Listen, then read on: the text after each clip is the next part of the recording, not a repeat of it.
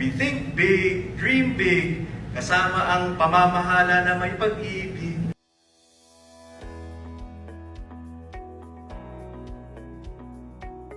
Nagsimula po ang ating kwento sa pagtsatsaga, sa pagmamalasakit sa isa't isa, at paniniwalang kayang umangat ng buong humanidad pag tayo po ay natutulungan.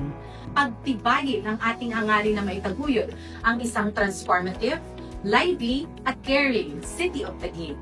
Isang Taguig na patuloy na umuunlad, nagmamalasakit at humuhubog ng mas maganda at makataong kinabukasan para sa lahat.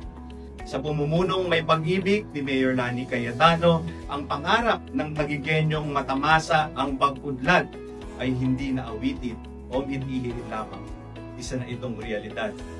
Isang pag-udlad na hindi lamang ramdam sa business districts, ngunit sa bawat sulok ng ating lungsod.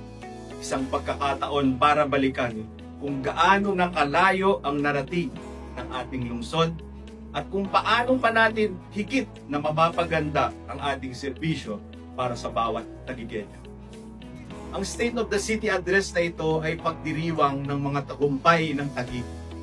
Mga tagumpay na bunga ng pagkakaisa ng bawat lingkod bayan at mamamayang Taguigenyo na patuloy na nagtitiwala, nagsisikap at nagmamahal sa ating lungsod. At sa lahat ng ating ginagawa, syempre, hindi natin nakakalimutan ang ating sandigan, ang ating pananampalataya. Tulad ng sabi sa Proverbs 16:3, commit to the Lord whatever you do, and He will establish your plans.